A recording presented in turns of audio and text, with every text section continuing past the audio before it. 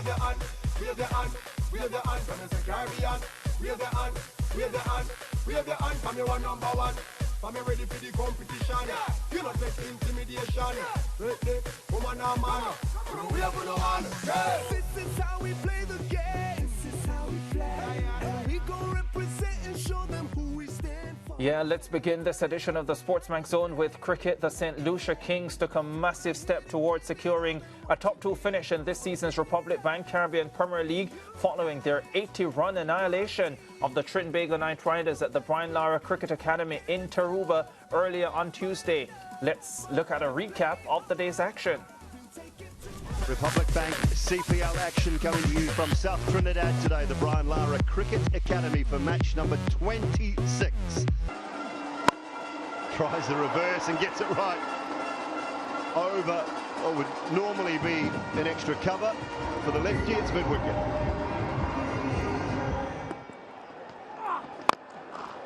Crashed down the ground straight towards us. That's a big blow.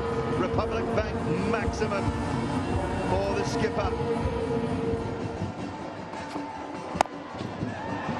Oh, well, he came close, but maintained his composure. Johnson Charles watching on and got a boundary.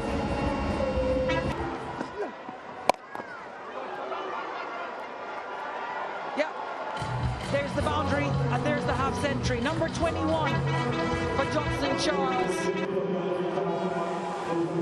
No one has more half centuries in the Republic Bank CPL than this man.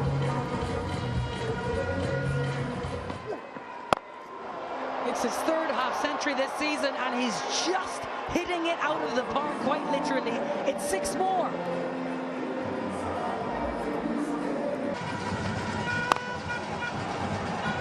Hasn't got enough of this, hasn't got enough, takes it. Really good catch in the deep.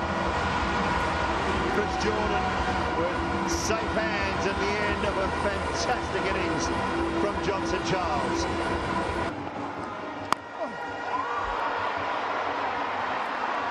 Taken. That's where Pollard will change it up. He will change up length, change up pace and line to get the ball to hit off centre again. That's for the little ones at home.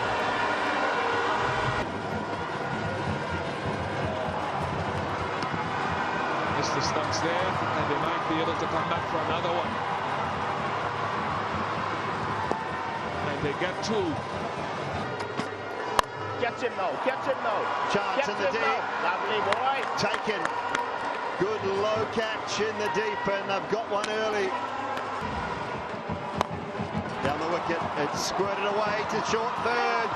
Noor Ahmed takes the catch, and Roston Chase picks up the big wicket of Nicholas Moran. Straight down the ground, hammered. Republic Bank maximum. Republic Day here in Trinidad and Tobago, so festivities. It's a big swing and a massive result.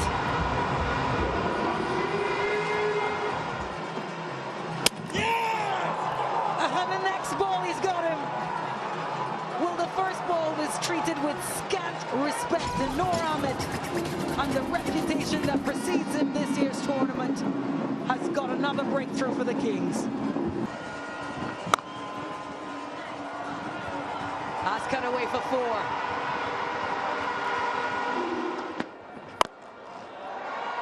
He goes leg side and big enough. Republic Bank maximum.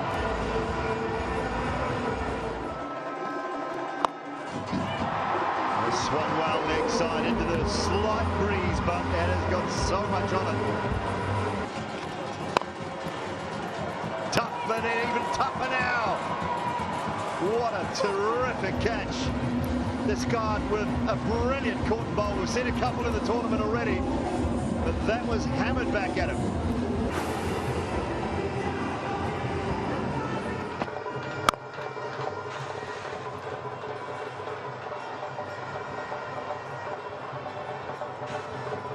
Bravo can't make it, and so that will be the end of the innings for TKR, and a huge win for the St. Lucia Kings. Kings loaded it over with the bat 218 for 6. Charles 89. As good an innings as we've seen from Johnson Charles in the CPL. Duplessis played his part. Pollard filled the breach admirably with 4 wickets, and then the Knight Riders rolled over for 138. A win for the Kings by 80 runs. Obviously, I had to take the mantle, with DJ going down. Obviously, Russell not still under 100% fit. Now, Ryan not playing because he's not fit through injury. Obviously, I had to manage it, and it's good. It's good that you're in a position where you're qualified, as well. Yes, you want to finish in the top 2. You end up in a situation where you have to look around to see who can do the job for you going into the back end of the tournament. So I have been bowling much, recently. So again, it was a good sort of shift for me today. To outplay a strong team like that, you have to do a lot of things right. Lost the toss. I thought it will be quite challenging there in the beginning, but the way that we set up that power play, I thought Jono was excellent today, wasn't he? The way that he just put the spinners under the pressure. He's playing the best cricket I've ever seen him, so long may that continue. Yeah, Faf du Plessis, the captain of the St. Lucia Kings, the win pushing the Kings, who lead the standings to 14 points, 4 ahead of the Guyana Amazon Warriors, who are second on net run rate with 10 points. Of course, the Barbados Royals and the Trinbago Knight Riders also have 10 points. Now, here's a reminder of how the playoffs work and why finishing inside the top 2 is so important. Now, the 3rd and 4th placed finishers will first meet in the eliminator before the top 2 teams meet in a qualifier. That will be qualifier 1. The winner of qualifier 1 will book their place in the final, while the loser gets a reprieve, meeting the winner of the eliminator in qualifier 2, and the winner of that encounter will then advance to the final. Nikhil Chandani, well, he wasn't in Taruba today, but he's joining us live from the Providence Stadium in Guyana. Nikhil, as usual, it's a pleasure to have you on the SportsMax Zone.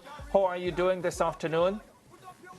Yeah, thanks a lot, Ricardo. Doing very well. I enjoyed the game earlier today, and just here taking in some Guyana Amazon Warriors practice before their big game tomorrow.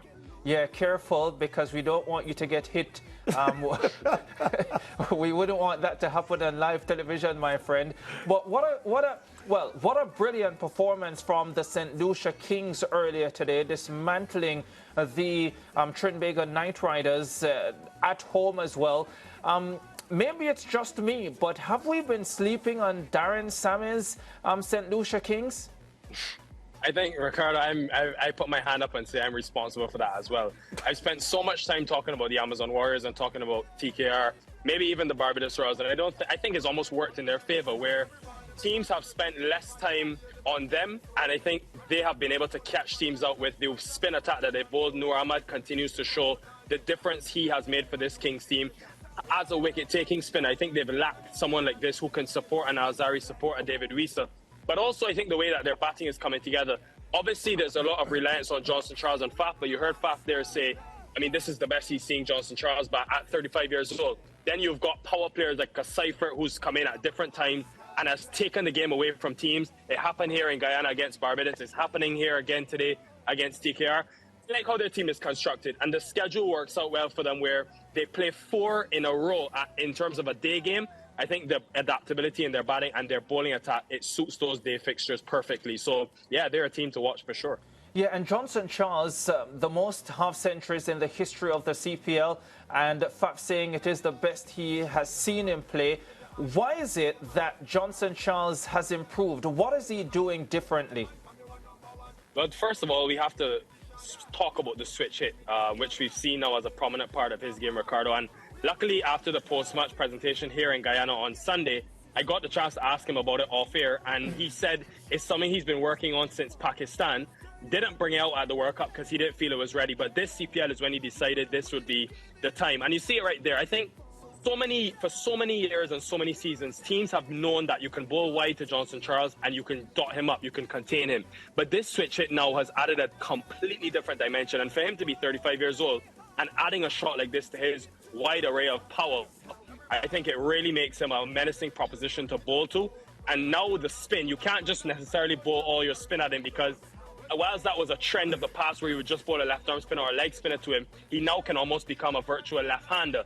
and sort of take you out of the game. So it's been amazing to see the addition to his game, even at this age, after all these years. Yeah, very much the case. And one more for me quickly, the Darren Sammy effect, because I look at this St. Lucia Kings team and I see a lot of role play happening, and it's a similar thing that Darren Sammy speaks about as head coach of the West Indies team, and I'm seeing that being implemented with this St. Lucia Kings setup. To be honest, Ricardo, I think we can't discredit what Sammy's done in the 4 seasons. I mean, when he was captain, they obviously got to the final his last year. Then when Faf has come on, they've made it to the playoffs every year. We can't discount that. I mean, it's a great achievement. Obviously, the focus for them is getting to that next hurdle, which is winning the championship. But definitely, I think it's a beautiful mix. You've got someone like Faf with all of his experience around the world, probably the best man you want leading your franchise at the moment, tactically. And then I think Darren Sammy's shown over the years he's a perfect man manager as well. And there's a few examples I can look into that St. Lucia Kings. I would look at Matthew Ford, the last couple of seasons, the way they've transformed him. Carey Pear is someone who's really stood out to me. Last year, 9 wickets, and this year he's been sneakily very good. Not always in the wickets column, but I think the overs he's bowling in the power play, the fielding efforts he's put on as well. I think the way that they've revolutionized the Carey Pear that we see in 2024, it shows the potential that we've always seen from him whilst he was at TKR. And just never really had the opportunity. So Sammy must be credited. This Kings side must be credited for the position that they're in. And I mean, they win out and they're easily in the top 2 position. They really are a team to watch now, especially when you look at the options that they have in their bowling attack and the way that Faf and Charles have gone for them with bat in hand. 2 quick questions, Nikhil. No Narayan injured Bravo. Is this the end of the line for Bravo, 1? And 2, was this a good game for TKR to lose going into a crucial period of matches? Yeah, I think on the Bravo one, I mean, judging from the tears and obviously the degree of injury, it looked pretty bad. So a groin is never something that seems to be easy to recover from. So it unfortunately looks like that could be it for him, which is really sad because I thought, you know, he was resting early in the season. I thought he would have a big part to play when you came here in Guyana. And you need guys to take pace off the ball. Their death bowling and their seamers is something that's sort of a struggle. Their only real weakness this year with ball in hand. I mean, they've got tremendous spinners, but I think they need that seam ability that Bravo would have brought to this side with a Chris Jordan.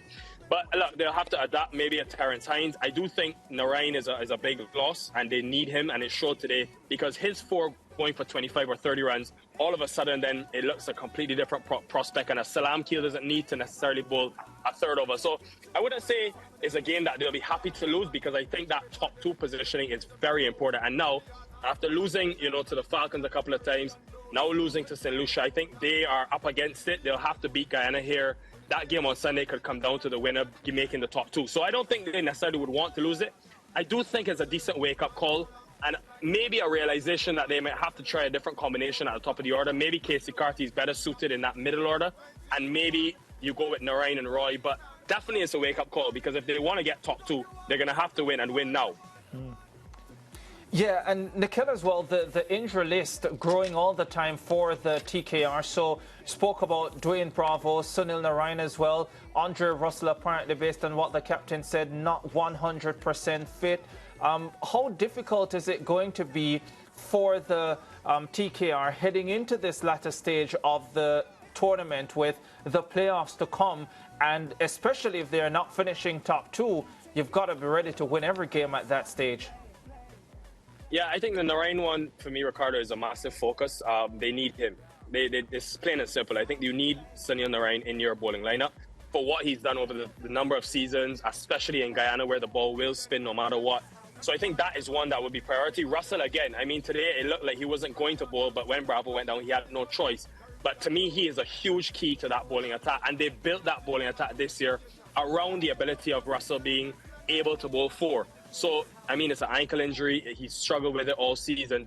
I think those 2 players, the fitness of them could really determine the chances of a TKR side this year. But it's gonna be fascinating to see how it goes down. Friday night against Barbados, I mean, that would be a huge game. And then, yeah, they're gonna have to hope that they can win in Guyana and still try to get a top 2 finish. Because even with the injuries, I think with the injuries, it almost helps then to have that cushion where even if you're not at your best on one day, you can always make up for it. But if you face an eliminator against one of these 3 teams who are very good, you could easily be, you know, packing your bags and heading home. Yeah, Nikhil, hold it right there because we want to find out if the producers can redeem themselves with today's Angostura play of the day, because We don't think they did very well yesterday, so let's see what they come up with today.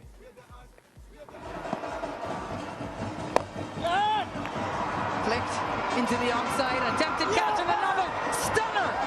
Absolute stunner from the St. Lucia Kings, who are well on top here. A short stay for the captain. It's a terrific catch. It is a tremendous catch, inches off the carpet.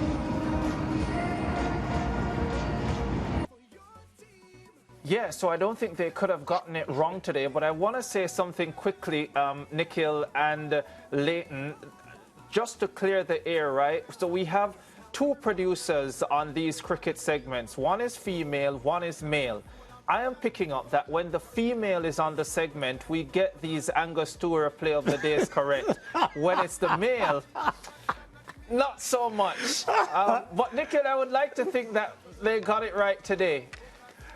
Yeah, in terms of importance, I think it was an important moment, getting Pollard. But I think I may have sided with the Chris Jordan Yorker to get Seifert, or maybe even the Chris Jordan catch. I thought the ground he made up was amazing. But probably in terms of the win, yeah, that Pollard wicket probably was the one. But it was also a pretty good catch. Yeah, oh yeah, fantastic. And a young Mikael Govaya, pressure on, subfielder. Yeah, I don't think we can argue with them too much. But yeah, I've seen a few of them. They've been shocking. It's when the mail was on, Nikhil. Nikhil, take care. We'll chat again soon. Cheers, guys. Thanks. All right. Tell you what, no games for tonight because it was Republic Day in Trinidad and Tobago, and so it was an early game, but we return to regular programming on Wednesday. That's tomorrow when the Ghana Amazon Warriors host the Barbados Royals live from the Providence Stadium. It will be on SportsMax starting at 7 p.m. Eastern Caribbean time, 6 p.m. in Jamaica. Both teams hunting a top 2 finish. So important.